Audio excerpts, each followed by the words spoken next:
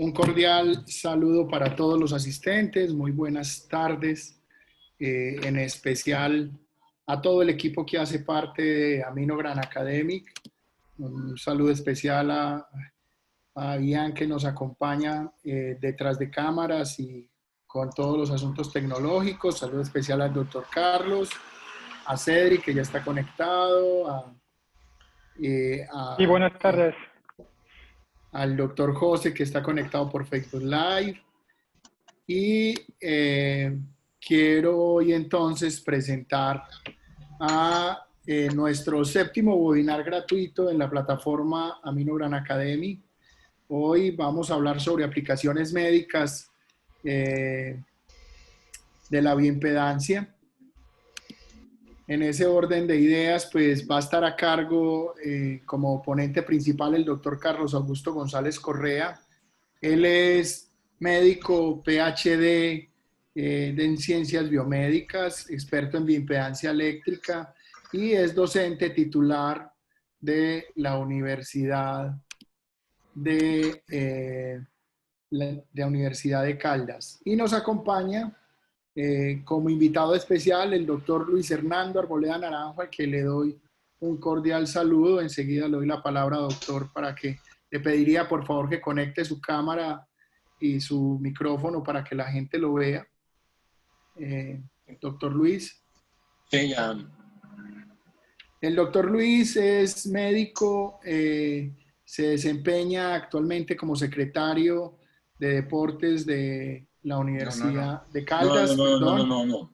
Secretario de Deportes de Yo Caldas. soy médico deportólogo de la Secretaría de Deportes de Caldas. Ah, ok. Diferente, Médico deportólogo de la Secretaría de Deportes de Caldas. Gracias por la precisión, doctor Luis.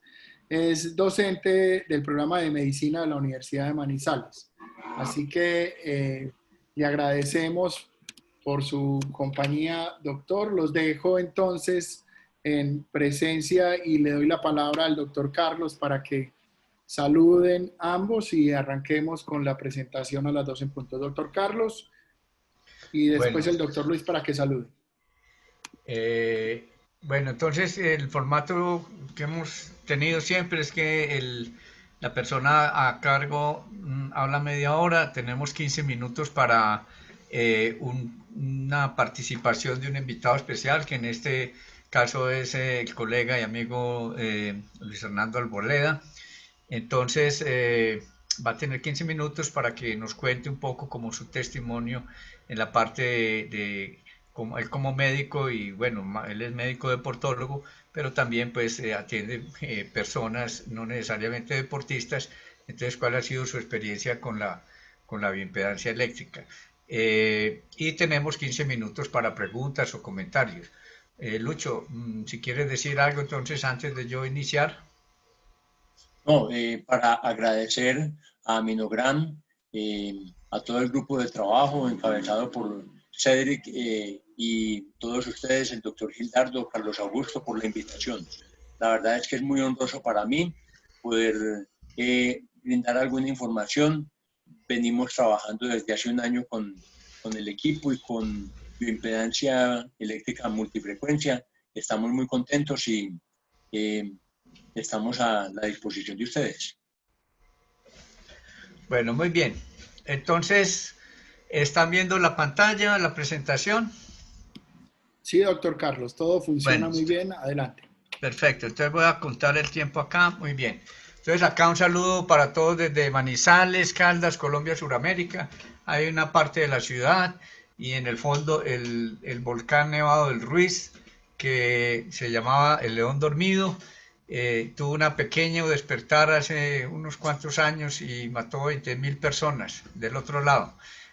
Ahí estamos esperando cuándo va a rugir de verdad, pero bueno, esta es una ciudad amable, con un aire muy bueno y con una calidad de gente excelente. Ya el Gildardo pues había dicho, yo soy médico y tengo un doctorado en física médica de la Universidad de Sheffield. Tengo un grupo de investigación que es el grupo de bioimpedancia eléctrica y soy el fundador y coordino en la Universidad de Caldas un programa de doctorado en ciencias biomédicas.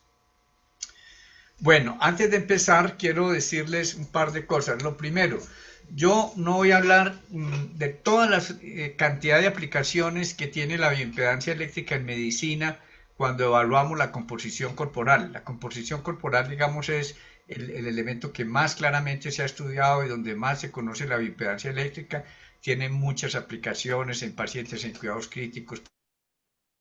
En el caso pues de la obesidad ni hablar, también en los deportistas, pues ustedes saben que la composición corporal y la hidratación es fundamental.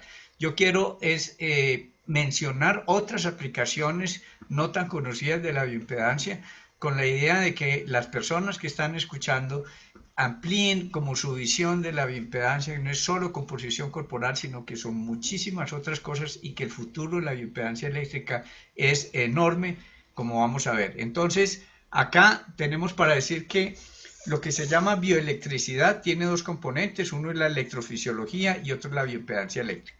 Todo esto está fundado en que nosotros somos en mayor parte agua con unos electrolitos que son sales disueltas, cloro, sodio, potasio, etcétera.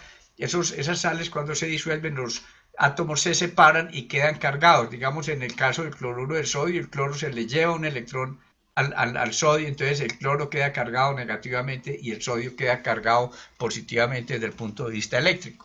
La gran diferencia entre la electrofisiología y la bioimpedancia es que en la electrofisiología, por fenómenos naturales, pues fisiológicos, hay ingreso de esos iones a través de la célula, entran a la célula y salen de la célula, unos entran y otros salen.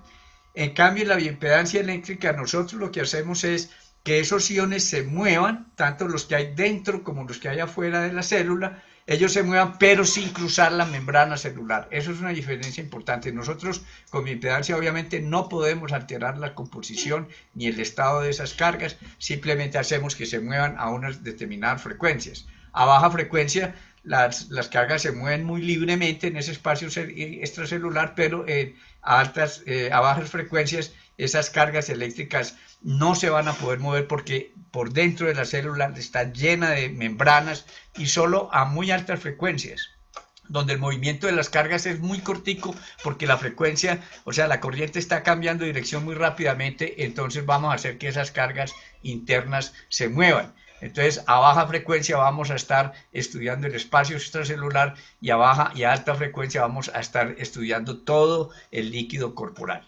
Bueno. El esquema, pues, en el modelo físico general, nosotros esencialmente somos piel, está aquí representada de verde, luego tenemos la grasa y luego tenemos la parte líquida. La parte líquida está conformada básicamente por los músculos.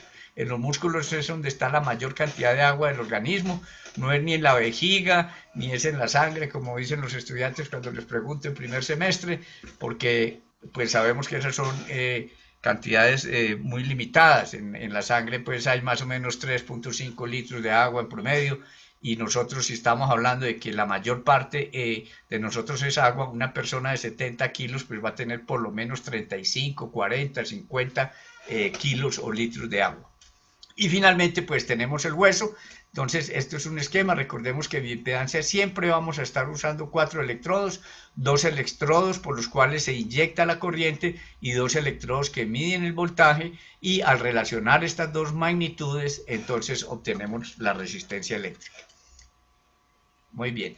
Hay distintas formas de medir la bioimpedancia eléctrica, entonces yo las clasifico en unas mediciones puntuales. Este es el dedo del experimentador, este es el mío cuando estaba haciendo el doctorado. Este fue el equipo que yo utilicé para hacer mediciones en el esófago a través de un endoscopio. Este es un equipo que es construido allá en Inglaterra hace más de 30 años, todavía está funcionando. De aquí se derivó este otro equipo que vemos acá, que es un equipo igual a este para hacer mediciones puntuales en un área muy pequeña y se utiliza para el diagnóstico del cáncer de cuello uterino. Aquí vemos otro arreglo que es un arreglo segmentario, también igual los 4 electrodos, donde vamos a estudiar esta masa muscular que está aquí debajo de los electrodos. ¿Sí? También podemos estudiar todo un segmento, el brazo, el antebrazo, o toda una extremidad o todas las extremidades, en fin. Tenemos la más clásica, la que más se conoce, que es la medición de corporal total, que se conoce como VIA. Tenemos normalmente la persona está acostada en una camilla, esta ha sido la forma tradicional, aquí vemos los 4 electrodos, este es el equipo, un computador y un operario. Este es un equipo nuevo, que es relativamente nuevo, el equipo pues, que produce Aminogram, donde vemos que no se utilizan electrodos ni se utiliza computador, y la misma persona se puede hacer la medición. Y finalmente tenemos la tomografía de impedancia eléctrica, donde hacemos un corte transversal del organismo, usualmente en el tronco, sobre todo en el tórax, pero también se puede utilizar en otras partes.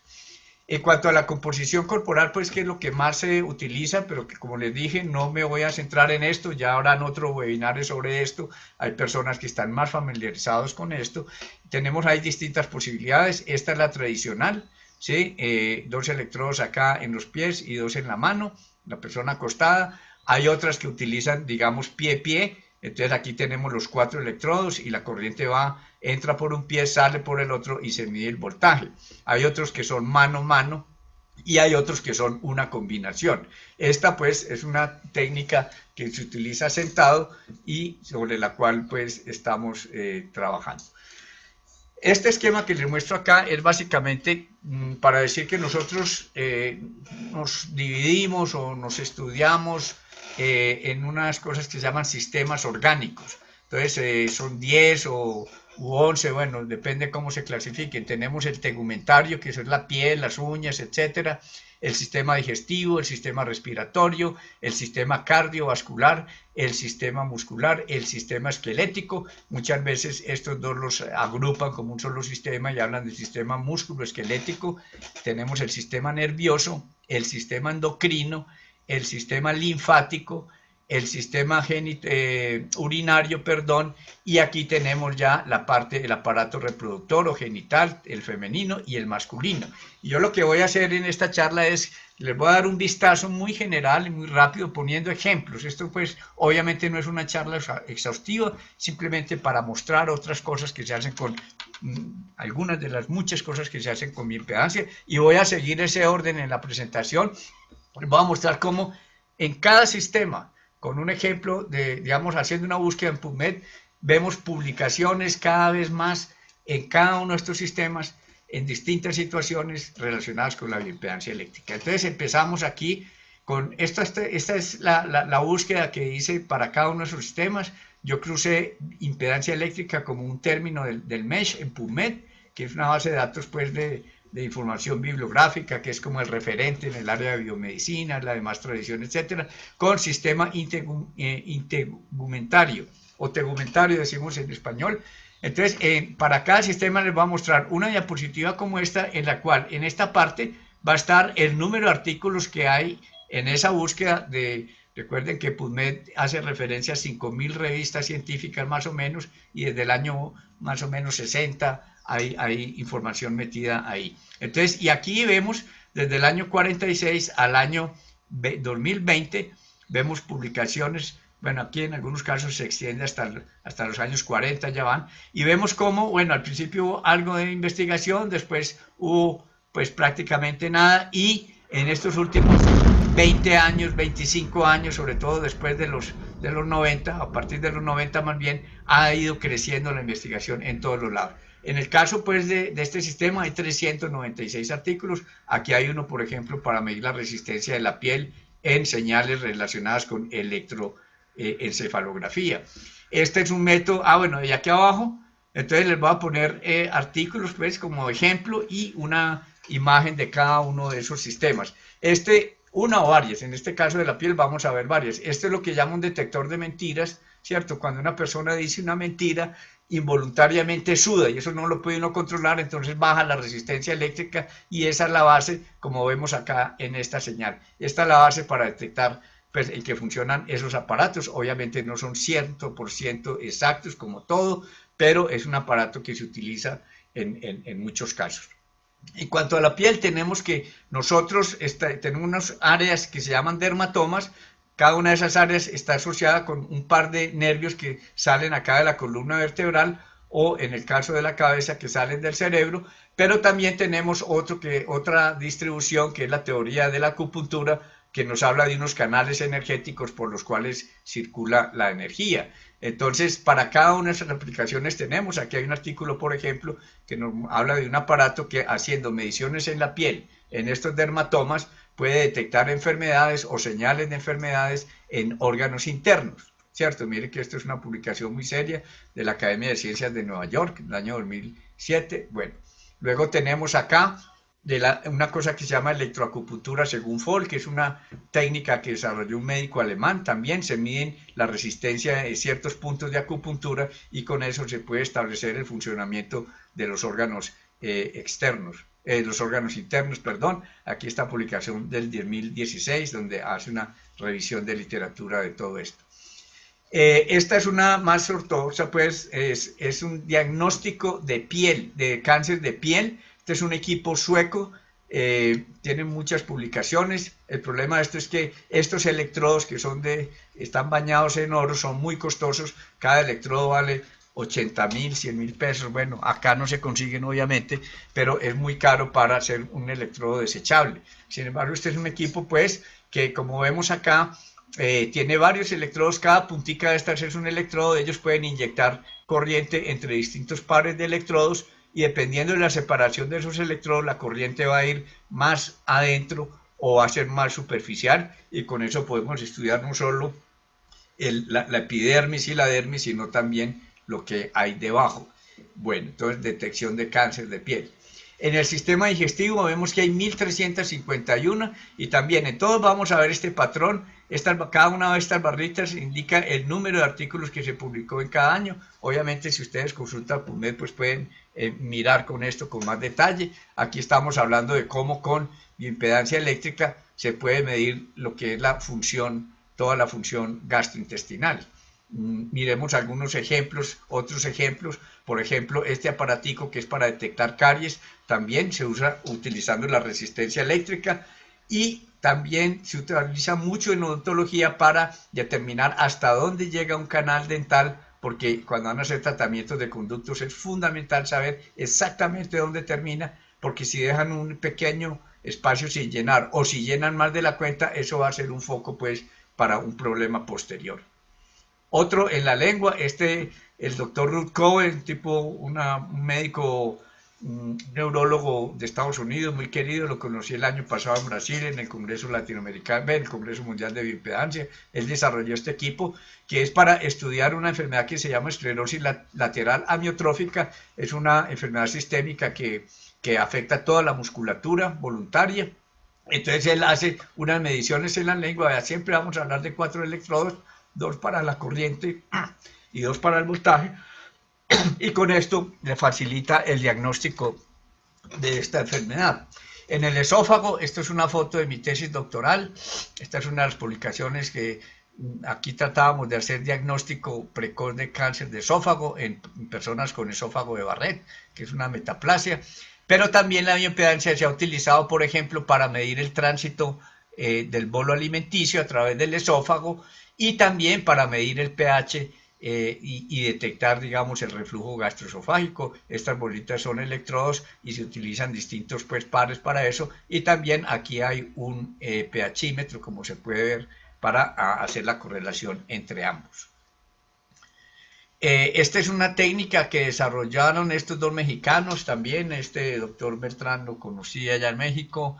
Ellos desarrollaron esto, es un equipo que está comercializado hoy en día. Aquí vemos los 4 electrodos. Ellos lo introducen hasta el estómago para hacer monitoreo de personas en cuidados intensivos y hacerle seguimiento de la isquemia gastrointestinal. Y ellos encontraron, por ejemplo, en que hay un momento en que si la bioimpedancia llega a cierto punto, el pronóstico de ese paciente es muy malo e incluso casi está condenado pues a morir. Llega a un punto de no retorno, de manera que es una forma fácil, económica de hacer monitoreo de esa perfusión gastrointestinal. También en el intestino, pues sabemos que el intestino está recubierto de moco. Aquí se ve el moco claramente. Este es un esquema. Tenemos los millones de bacterias que viven en el intestino, la capa de moco que lo separa y el epitelio.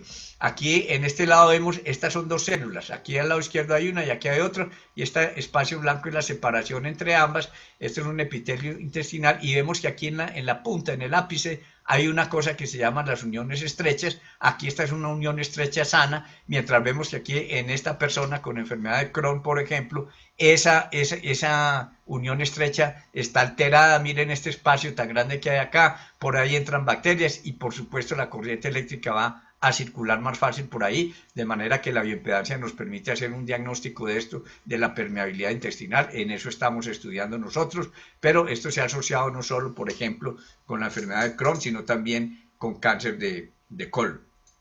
Aquí vimos también, este es un trabajo que yo hice con uno de mis primeros estudiantes de doctorado, el doctor Alberto Mulet, es un médico cirujano especializado en colon y recto. Estas son las publicaciones que hicimos y aquí vemos básicamente cómo las personas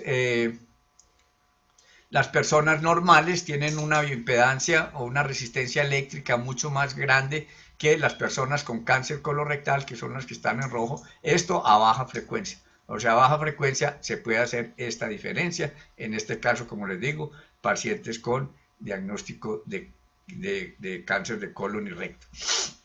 En cuanto al sistema respiratorio, pues se utiliza mucho es la tomografía de bioimpedancia eléctrica. También vemos aquí las publicaciones, hay 852 hasta este momento, solo en esta base de datos. Tenemos acá, por ejemplo, de este artículo de acá, vemos cómo esta es una imagen de tomografía de TAC, de tomografía axial computada. Aquí esta imagen está coloreada y vemos que hay una diferencia grande entre el pulmón derecho y el pulmón izquierdo, y esas diferencias se van a ver acá en la tomografía de impedancia eléctrica, que es EIT. Aquí está la izquierda y la derecha, vemos que hay unas diferencias, y aquí en las imágenes que se logran con la tomografía también vemos como el riñón derecho perfunde bien, ¿sí? Cambia con la respiración y con la frecuencia cardíaca, cambia la resistividad. En cambio, el lado izquierdo, miren que casi no cambia, ¿sí? Más uniforme, más pequeño, etc. O sea que aquí nos está mostrando este mal funcionamiento del pulmón. Bueno, cuanto al sistema cardiovascular, también tenemos muchos artículos, 1365, igual el mismo patrón de crecimiento. Aquí está, por ejemplo, estos son meros ejemplos, no es que sea lo único que se hace, es como para ilustrar.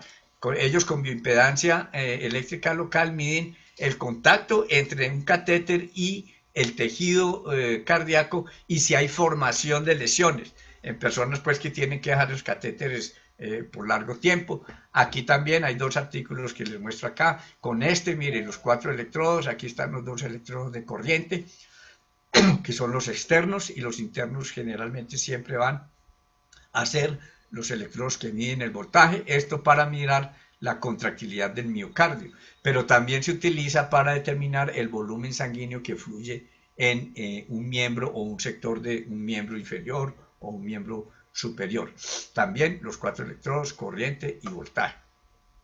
En cuanto a actividad física, pues hay varias cosas que se pueden medir. Yo tuve en algún momento un proyecto para desarrollar en esto, finalmente pues no lo desarrollamos, está ahí en stand-by para medir el gasto energético, porque todas estas cosas de acá con un equipo de bioimpedancia son susceptibles de ser medidas, pues la frecuencia cardíaca, un estimativo del volumen cardíaco, un estimativo de una medición de la frecuencia respiratoria, del volumen respiratorio también. Se puede hacer un estimativo de la temperatura central del individuo y de la impedancia de la piel, y todo esto son factores que obviamente cambian con el ejercicio, de manera que es susceptible que estudiemos la actividad física de las personas mediante equipos de bioimpedancia eléctrica. En cuanto al sistema musculoesquelético, también vemos 1215 artículos en PubMed hasta este momento. Aquí están hablando, por ejemplo, de estudios de la función física en pacientes ancianos, perdón, con falla cardíaca. Aquí tenemos, obviamente, la masa muscular, que está compuesta, como dijimos ahora, de agua y proteínas, pues es lo que más se estudia en la composición corporal. Recuerden, la composición corporal nos permite establecer los volúmenes de agua, cuánto hay en el espacio extracelular, cuánto en el espacio intracelular. Con eso se hace un cálculo de la masa grasa y a partir de eso se estima, de la masa muscular, perdón, la masa no grasa, y a partir de eso se estima la masa grasa. Aquí vemos un tejido que tiene cierto grado de infiltración grasa, pero aquí en este otro de la derecha hay una infiltración grasa mucho mayor. Entonces, obviamente, la resistencia eléctrica de este tejido o de esta musculatura va a ser mucho más grande porque, como dijimos, el tejido adiposo casi no conduce la electricidad porque tiene muy bajo contenido de agua, un 10% aproximadamente, mientras que el músculo tiene un contenido de agua más o menos del 70%. Acá vemos de nuevo un estudio de una masa o de una región, una masa muscular. En este caso estamos explorando este segmento de acá. De nuevo el doctor Ruth Covey, que es el pionero de esto de la electromiografía de impedancia eléctrica. Aquí vemos un estudio también del doctor Ruth Covey, donde muestra, por ejemplo, personas saludables y personas con un problema muscular severo, y vemos que hay una diferencia grande entre los dos. Aquí hay, por ejemplo, una medición de este tipo. Estas fueron unas mediciones que hicimos nosotros también con otra estudiante de doctorado, la doctora Evelyn Colina. Ella es una médica fisiatra, y vimos cómo uno de los parámetros que se obtienen de impedancia eléctrica eventualmente permite hacer un diagnóstico entre pacientes con fibromialgia y pacientes normales. Bueno, para huesos se han hecho aplicaciones. Muchas de estas aplicaciones pues han sido propuestas y no hay equipos comerciales disponibles, pero como les digo de nuevo, la idea es brindar una visión amplia, general, de todas las cantidad enorme de posibilidades que tiene la bioimpedancia eléctrica. Aquí estos clavos se están usando como electrodos. Entonces, de nuevo, se aplica corriente por los dos externos, se mide el voltaje y nos permite ver los cambios de voltaje a medida que va sanando. Aquí tenemos semanas. Entonces es importante, digamos, saber una persona que está enyesada, por ejemplo, que tiene estos clavos, en qué momento retirarle los clavos o el yeso o lo que sea. Eso es importante, ¿por qué? Porque si se hace muy temprano, entonces la herida el hueso no ha solidificado bien, no ha sanado bien, entonces la persona queda expuesta a una recidiva, pues a que le vuelva a pasar el problema.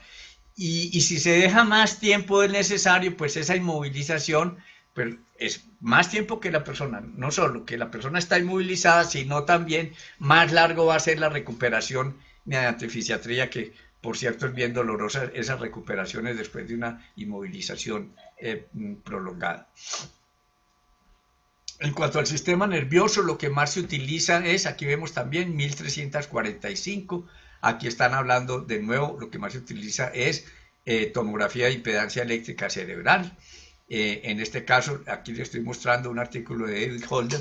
Yo hice un trabajo con el doctor Holder por allá antes de empezar mi doctorado en Inglaterra. Trabaja en Londres, en el University College London. Y entonces aquí nos está mostrando, él tiene unos electrodos acá, hace distintas combinaciones, hace distintas mediciones, y estos son pacientes que han tenido un accidente cerebrovascular, y vemos también cómo estas mediciones son diferentes entre las personas sanas, ¿cierto? Y las personas que tienen este problema, pues, como dice acá, un stroke, un derrame cerebral.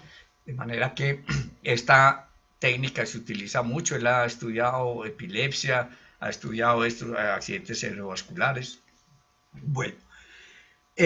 Sistema endocrino, todas las glándulas. Este es un estudio que me pareció interesante. Pues bueno, no hay muchos, pero de todas maneras hay 46. Hacen una asociación entre el genoma y la distribución grasa entre hombres y mujeres. Y esa distribución la miden pues con bioimpedancia eléctrica, como se ve acá. Entonces ellos hacen distintos tipos de mediciones, miden, por ejemplo, el brazo o la extremidad superior derecha, miden este es cuerpo total, este es la pierna derecha, la pierna izquierda, etcétera.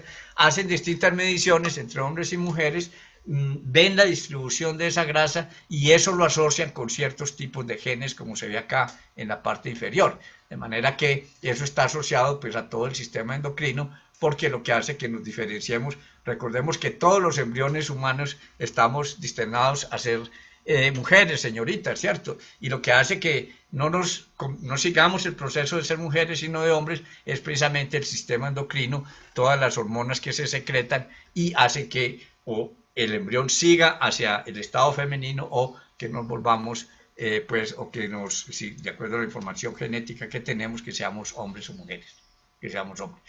El sistema linfático también, hay pocas, pero se ha estudiado mucho para el linfedema. Recuerden que el sistema linfático ayuda a drenar parte del líquido que sale del torrente sanguíneo para llevar los alimentos y ayuda a filtrar ese líquido. Entonces hay varios casos. Este es un caso. Aquí vemos pues un linfedema que va creciendo. Obviamente cuando una persona ya está en este estadio, pues eso lo ve un médico, pero cuando está apenas empezando el problema, la diferencia no es tan clara para el médico, de manera que la bioimpedancia nos ayuda a separar esto. También se utiliza mucho, este problema aparece mucho y se utiliza pues la bioimpedancia en los casos de la mastectomía, o sea, las mujeres que les tienen que hacer una extracción mamaria y sobre todo un vaciado de los ganglios linfáticos por cáncer de mama. Entonces ese sistema no funciona bien, se forma el edema y pues mientras más temprano sea el examen, pues mejor es el pronóstico. Aquí el tracto urinario, tenemos 261. Aquí para evaluar la función renal de pacientes críticamente enfermos. Vemos este estudio, por ejemplo, de nuevo una imagen de tomografía axial computada. Esta es la vejiga, está llena. Estos son los huesos y el fémur. Aquí tenemos el recto, aquí tenemos... Perdón, qué pena que no haya apagado bueno.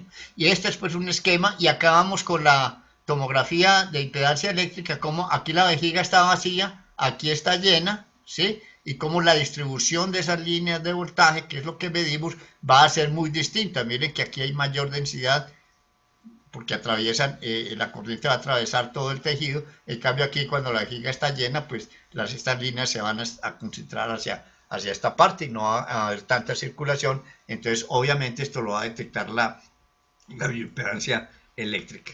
En cuanto a los genitales humanos, también 1087 artículos. Aquí, este es un estudio pues en ratas, pero es interesante porque aquí lo que estudian es para determinar cuándo el útero cuándo el sistema reproductivo femenino está listo para recibir un implante. Y esto pues obviamente pues un artículo del 18, pero en el futuro tendrá aplicaciones para, por ejemplo, la fecundación in vitro de las mujeres que van a recibir un trasplante. Acá tenemos el cuello uterino. Este es mi profesor del doctorado, el profesor Brown, perdón. Ya está retirado, tiene más de 250 publicaciones y él mostró cómo con ese equipo que le mostré al principio, que parece una pistolita, él se puede diferenciar claramente un tejido normal, por ejemplo aquí a baja frecuencia. La resistencia a baja frecuencia de un tejido normal es muy alto y ya las personas que han comenzado a desarrollar neoplasia intraepitelial, grado 1, grado 2 y grado 3, este grado 1, este grado 2 y 3, vemos cómo va bajando la resistencia a baja frecuencia, y a alta frecuencia vemos al contrario cómo va aumentando de los pacientes sanos a los pacientes que tienen problemas pues ya de cáncer. Este es un equipo también comercial, tiene también el problema de los electrodos, que son un poco costosos. Aquí pues no traje ninguna imagen, pero antes de terminar, quiero decirles que todas las enfermedades crónicas están asociadas con tres cosas fundamentales, que son, o que se reflejan más bien, bueno, las cosas fundamentales es el estilo de vida, y en el estilo de vida está entonces muchas cosas como el tipo de la alimentación, el tipo de ejercicio, la cantidad de ejercicio que hacemos o no, etcétera, el estrés, y eso se va a reflejar en tres cosas, que son la composición corporal, que obviamente ya sabemos la bioimpedancia eléctrica es clave para eso, la condición física en la cual la bioimpedancia también juega un papel, y finalmente la composición de la microbiota intestinal. Lamentablemente pues ya va a tomar un minutico más, no alcanzo como a explicar esto, pero la idea es que todas estas enfermedades crónicas tienen un camino común, como lo planteamos aquí en este artículo que publicamos en el 2017, lo han planteado también otros autores, el doctor Cani. Este es un estilo de vida saludable, donde hay una alteración de la microbiota, etcétera. Donde hay una microbiota, sana, abundante, variada, un moco bien, una epitelio intestinal no permeable, mientras esta señorita de acá que fuma, come hamburguesas, usa todo tipo de tinturas, papitas fritas, etcétera, esta microbiota ha descendido, está menos abundante, menos variada, desaparece la capa de moco, aumenta la permeabilidad intestinal, Eso produce inflamación del tejido graso, que también es susceptible de medirse por bioimpedancia eléctrica. Eso va a producir una alteración en todo el sistema nervioso intestinal o entérico, y eso va a abrir la puerta a la obesidad, y la obesidad abre la puerta a todas las enfermedades y a complicaciones. Y finalmente, pues hay esto también, la teoría del efecto de campo carcinogénico, es cómo esos malos hábitos de vida van predisponiendo a las personas a no solo a esas enfermedades, sino también al cáncer, y es una cosa que es difusa. Entonces aquí vemos que el cáncer no es solamente una cosa que aparece en un puntico, aquí hay varios puntos de cáncer, pero toda esta zona amarilla nos muestra un área que está predispuesta al cáncer. Y hay algunos autores como estos que señalo acá, Lotgen en el 2015, que dicen que esos cambios que son muy sutiles también se producen en todo el organismo. De ahí que hay la posibilidad ahora, por ejemplo, con todo lo que se está estudiando del ángulo de fase, sobre el cual hablamos también, es posible entonces mirar estas personas que están en riesgo temprano. Bueno, me pasé 2 minuticos, qué pena. Entonces le doy la palabra a Lucho para que al doctor Luis Fernando, para que nos cuente un poco en 15 minutos su experiencia pues con la bioimpedancia y su punto de vista como médico que atiende pacientes, pues como clínico, porque yo pues prácticamente me he dedicado es a la investigación. Lucho tiene la palabra, 15 minutos para que nos cuentes. Nuevamente, muchísimas gracias y voy a compartir pantalla entonces a partir de este momento.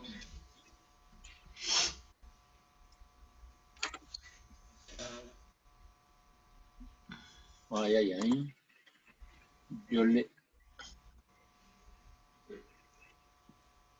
En la parte de abajo, doctor Luis, compartir pantalla, hay una carpetica como verde.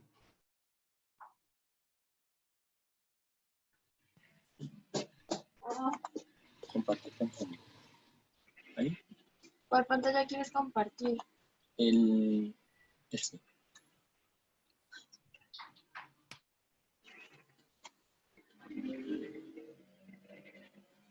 Perfecto. ¿Están viendo mi pantalla? Sí, doctor. Sí, ¿La Lucho, puede muy bien. ampliar un poquito para que la gente vea mejor? A ponerla en modo de presentación. Sí, claro. Ya quería era corroborar. Muy bien. Entonces les cuento. Mi experiencia ha sido muy positiva. A ver, yo les cuento. Yo soy médico egresado de la Universidad de Caldas. Tengo especialización en medicina del deporte, de la Escuela Superior de Medicina del IPN en México, y allí también en el Instituto Nacional de Cardiología hice una subespecialización en rehabilitación cardíaca. Digamos que dentro de todo este campo me he desenvuelto, pero muy especialmente, y voy a hablar en el campo deportivo, donde pues ha sido el gran sesgo en este último tiempo para, digamos que tener una experiencia importante pues como en frente a aplicaciones de la composición corporal, el diagnóstico de enfermedades y de afecciones. Y precisamente para hablar de ello tenemos que circunscribirnos de manera puntual a la teoría y metodología del entrenamiento deportivo. Entonces, donde tenemos que saber que en el entrenamiento deportivo moderno, como lo dice Verkhoyanskis, que se incrementó el nivel deportivo, la exigencia y los volúmenes de carga son mayores. Digamos, un deportista de competencia actualmente tiene 600 sesiones en el año de entrenamiento, cuando estábamos hablando de la mitad hace dos o tres décadas. Entonces, cada vez aumenta la importancia de la ciencia en la resolución de los problemas del entrenamiento. Y digamos que la tendencia actual, esa tendencia en el entrenamiento deportivo científico aplicada, pues está fundamentada precisamente en la fisiología muscular, en la anatomía, morfología, biomecánica, bioenergética y tantos aspectos que se manejan también desde la medicina del deporte, que nos permiten, digamos, ahondar, y necesitamos métodos diagnósticos que sean correlacionables, pero además que permitan evaluar una gran cantidad de población. Y precisamente, entonces, a partir de la teoría y metodología del entrenamiento deportivo, nace el control biomédico del entrenamiento.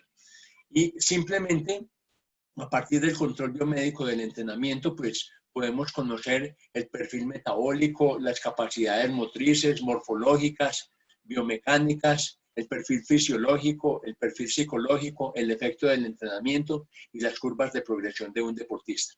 Pues bueno, ¿qué relación podemos encontrar nosotros con la medición de diferentes capacidades condicionales y de llevar eso al cuerpo humano?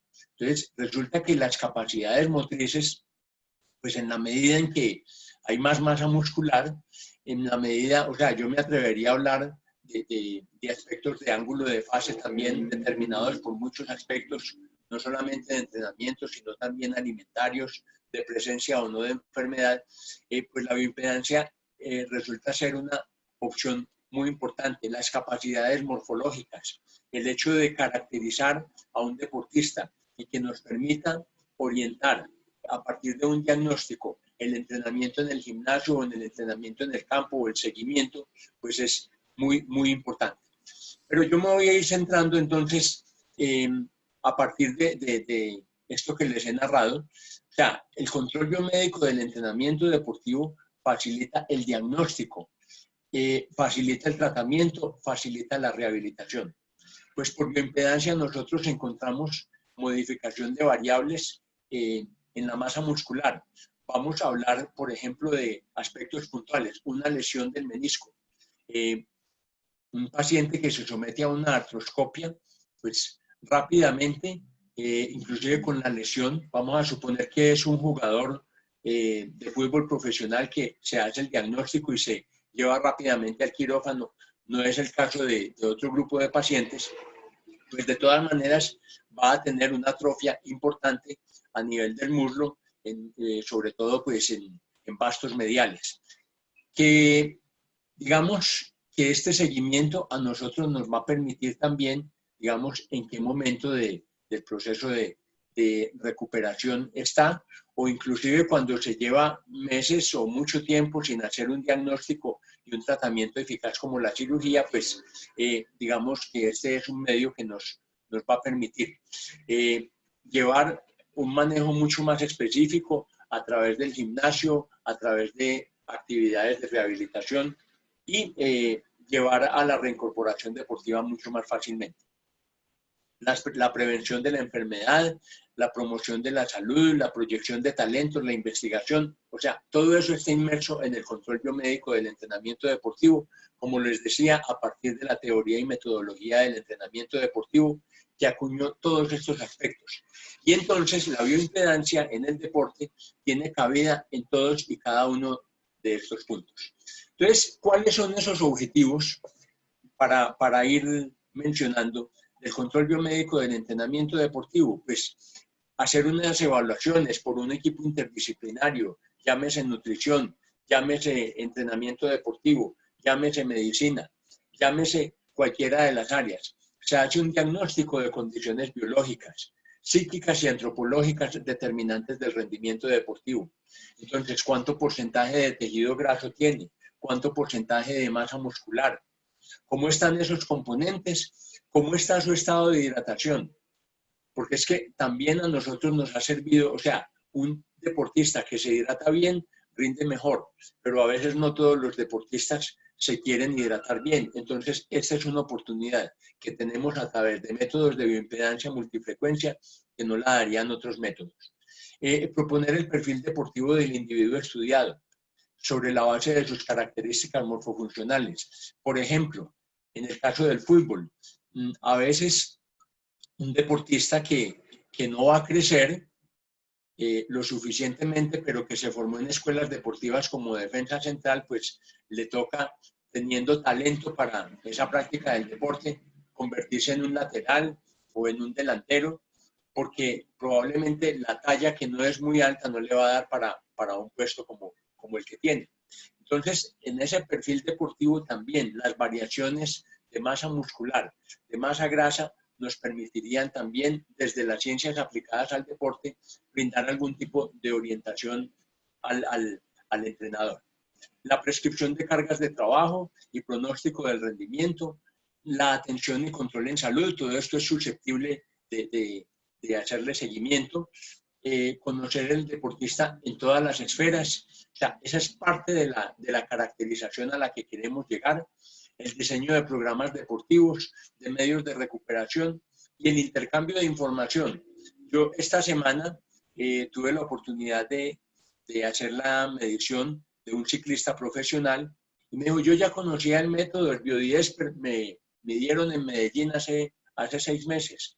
Yo quedé muy interesado en saber, o sea, cuál había sido el resultado, ya lo obtuve y entonces me permitió conocer ahora en época de pandemia, o sea, si realmente el entrenamiento que se había modificado por cuestiones de confinamiento, o sea, qué tanto había afectado esa composición corporal.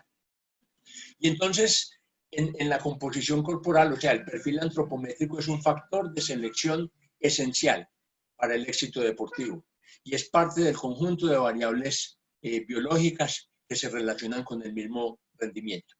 Entonces, en la composición corporal medimos peso, medimos talla, medimos somatotipo. Aquí entonces empezamos a encontrar respuestas con la bioimpedancia también.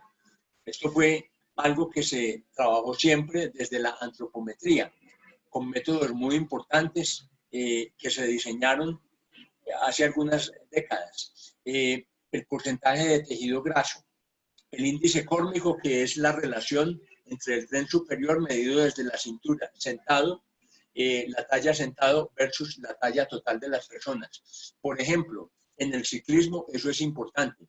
¿Por qué? Porque 2 personas de la misma talla, pero con diferente longitud de miembros inferiores, por ejemplo, quien tiene miembros inferiores más cortos, pues podrá desde el punto de vista biomecánico ser más eficiente en la bicicleta, pero probablemente no si va a trotar, si va a hacer alguna carrera. Entonces estos son índices que se toman.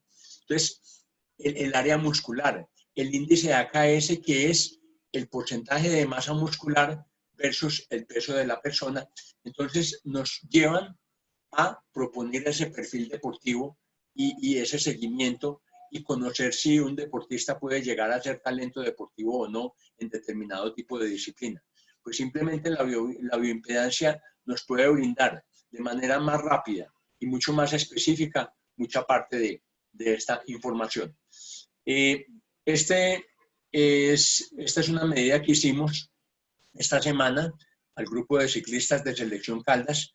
Aquí él es Jason Alejandro Rincón. Él fue campeón nacional de ruta de Colombia en el año 2018. Tuvo una lesión el año anterior, ya está compitiendo nuevamente y le hemos venido haciendo el proceso de seguimiento bajo medición de bioimpedancia a él como a muchos otros deportistas. Entonces, para terminar en estos 4 minutos que me quedan, 3 minutos, perdón, yo quiero contarles muy brevemente la experiencia con la bioimpedancia, pues ha sido bastante interesante. Digamos que yo tengo formación como médico deportólogo y donde trabajé hasta mediados del año anterior en antropometría. Yo soy medidor ISAC y la verdad es que para hacer mediciones de composición corporal me demoraba mucho tiempo, me demoraba cerca de 10 minutos y no encontraba toda la información que estoy logrando con el Biodiesper de manera muy rápida. El tiempo empleado, como les decía, es mínimo y digamos que a pesar de que hay una estandarización de la técnica de medición antropométrica, pues la información que nos da el Biodiesper y la bioimpedancia multifrecuencia es muchísimo más amplia. Entonces esto ha abreviado mi trabajo, pero también ha tenido un impacto positivo en la población, que se lleva un resultado inmediatamente y que para mí es más fácil decirle, ojo con el tema de la grasa, usted tiene una relación peso-talla normal, pero mire que apareció con un exceso de grasa, con un problema de sarcopenia o una tendencia a. Entonces ha sido muy importante. El mismo costo frente a otros métodos, porque hay una buena correlación, por ejemplo, en la medición de masa mineral ósea. Y encontramos que cuando hay disminución de masa mineral, pensando que sea una osteopenia o si es muy baja, una osteoporosis, pues lo remitimos a que se les haga una osteodensitometría y hemos encontrado una correlación muy buena. La verdad es que nos tiene muy contentos y hemos tenido la posibilidad de evaluar grupos de funcionarios de alguna empresa, de Pereira específicamente, personas con enfermedades crónicas, por ejemplo, el grupo de fibromialgia de la Universidad de Caldas, los pacientes que van a consulta y ya digamos algunos especialistas también se empiezan a interesar en todo lo que es la bioimpedancia. Multifrecuencia para determinar la composición corporal. Los más de la composición corporal, no, es que yo tengo sobrepeso, pero resulta que el sobrepeso es dependiente o es a expensas de la masa muscular, cosa que es muy importante para la prevención de algunas enfermedades, verbigracia, la diabetes mellitus. Una persona con más masa muscular pues tiene más sustrato donde llegar la glucosa, se hace actividad física con mayor razón, entonces esa persona tiene menos posibilidad de adquirir una diabetes, de tener problemas del corazón.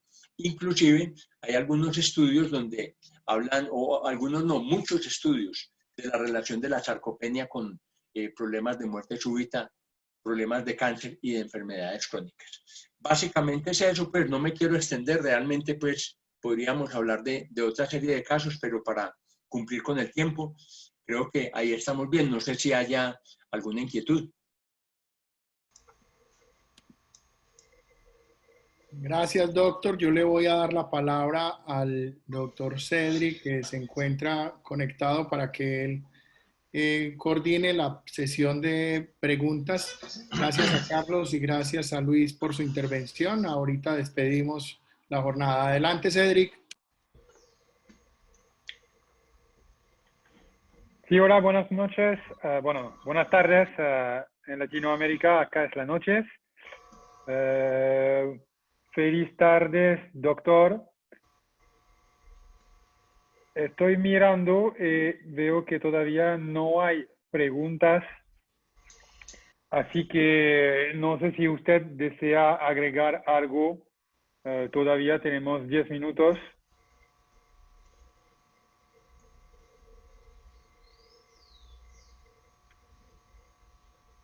Doctor Aboya o doctor González.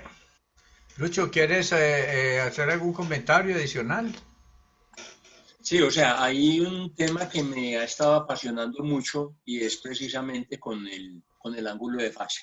Yo creo que aquí hay un potencial en la parte de investigación que manejas, Carlos, donde pues vemos, yo hablaría de reportes anecdóticos de personas con muy buena condición de salud, muy buenos deportistas, campeones, medallistas de oro con unos ángulos de fase muy buenos. Y que, digamos, cuando extrapolamos eso a la consulta y encontramos esa misma condición de una persona sedentaria, pues, y que empieza a hacer actividad física, vemos que la respuesta rápidamente es muy buena, tienen mejor adaptación al esfuerzo físico, menos tasa de lesiones. Yo creo que ese es un aspecto, no sé, Carlos, si quisieras complementar algo al respecto, que tienes toda la experiencia con el ángulo de fase, pienso que es un tema bastante interesante que nos va a servir mucho en la medida en que lo sigamos revisando. Sí, el pronóstico mío es, o mis expectativas, o qué será, es que la bioimpedancia eléctrica va a estar omnipresente, no solo en problemas de enfermedad, sino en problemas de salud, de bienestar, de entrenamiento, de estudios poblacionales, etcétera.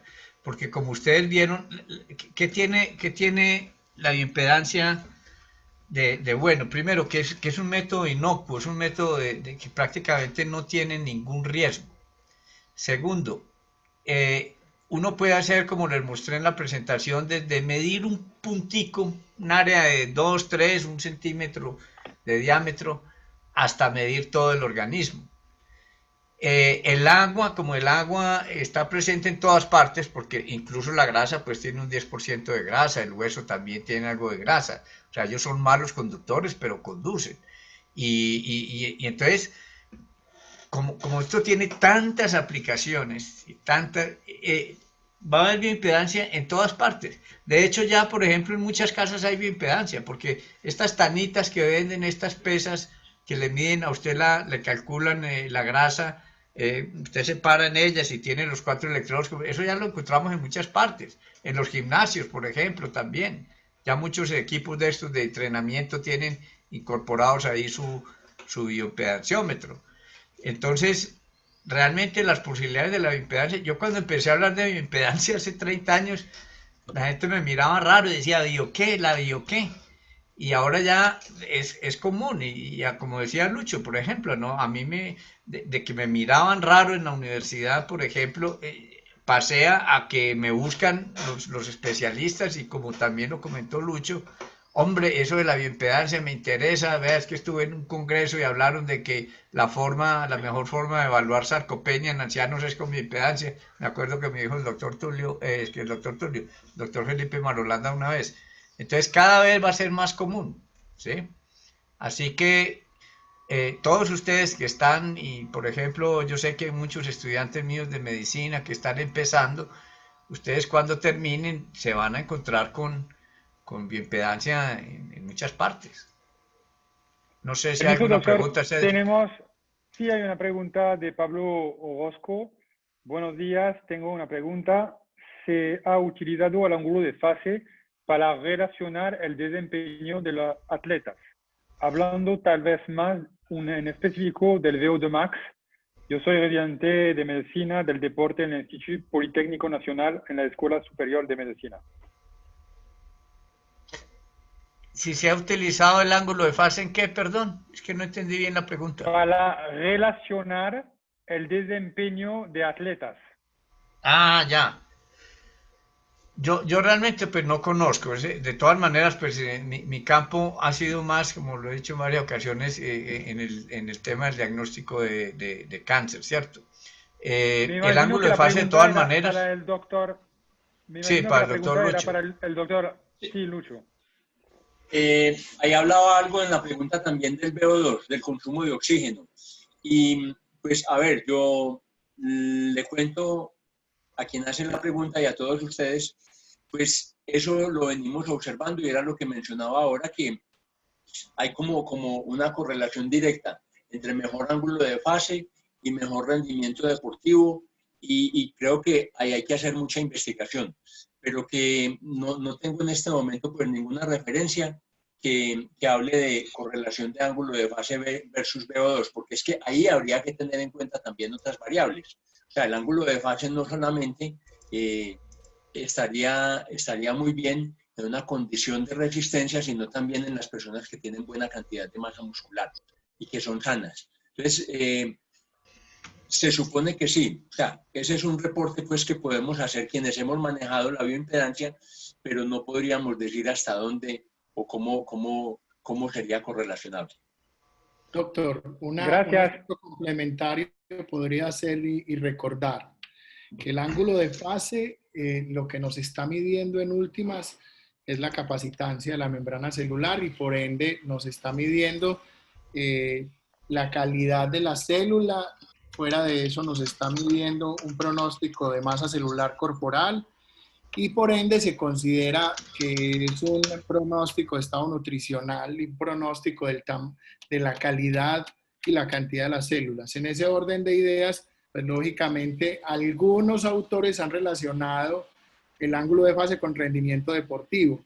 Por poner un ejemplo, para que se hagan una idea, todos los deportistas de Francia que jugaron el Mundial de Fútbol y que lo ganaron, estaban con un ángulo de fase superior al 9,5. Eso habla en términos generales que tendríamos que hacer mayor cantidad de estudios específicamente para determinar valores normales de ángulo de fase para deportistas en comparación con personas sanas. Porque si bien es cierto, tenemos atletas que juegan fútbol de manera profesional, no alcanzan a tener un nivel de ángulo de fase 9,5.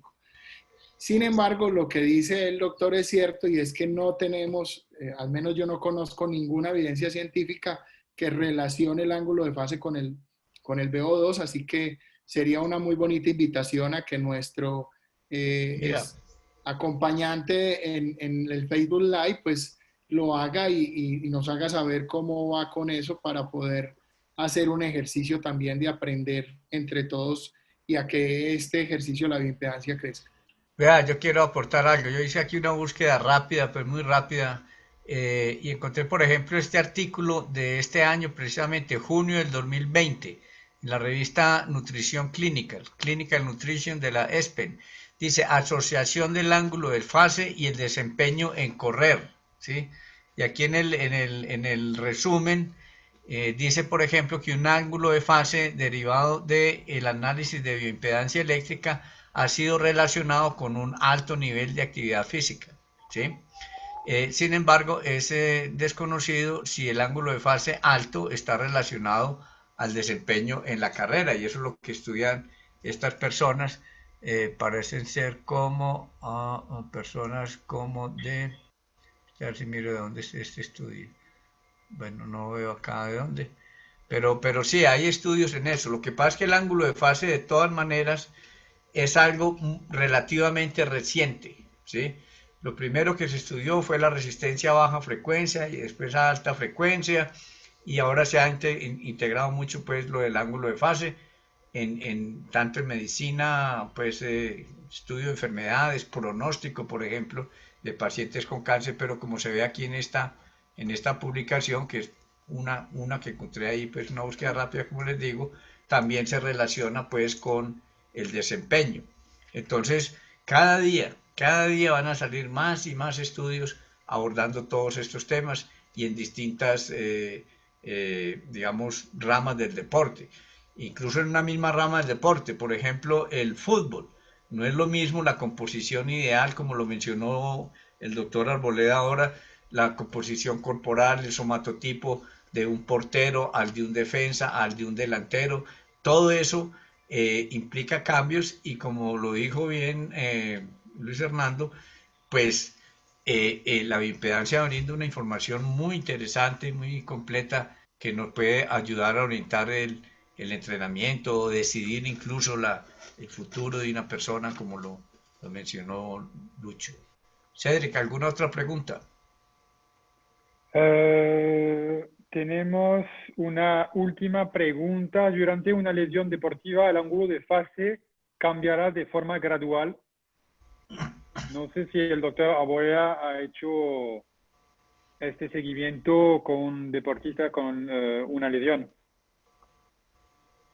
Pero no tengo un grupo grande al respecto, o sea que no lo podría detallar. Sí, digamos el caso de dos deportistas donde tuvimos la posibilidad de hacer antes y después de, digamos, en una pretemporada se midieron y casualmente pues dos de ese grupo de deportistas de fútbol se lesionaron y luego al hacer control con todos y se había desmejorado un poco. Esa es pues como la experiencia que tengo.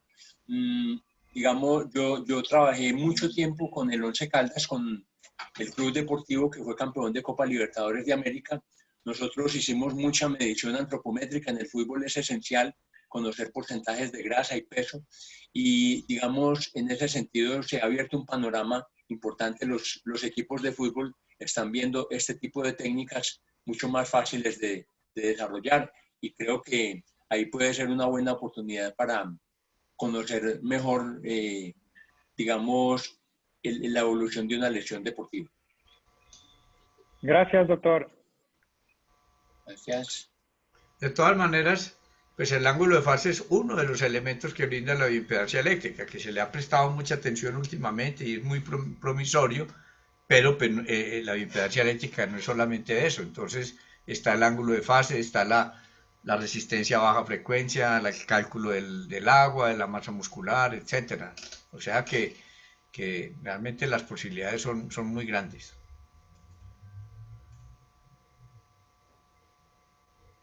Yo creo que ya hemos pasado la 1 de la tarde en Latinoamérica, así que vamos a cerrar este webinar. Quería agradecer al doctor González por esta vista general sobre la bioimpedancia, y como usted lo ha dicho, no es solamente por composición corporal, que se puede explorar muchos otros campos.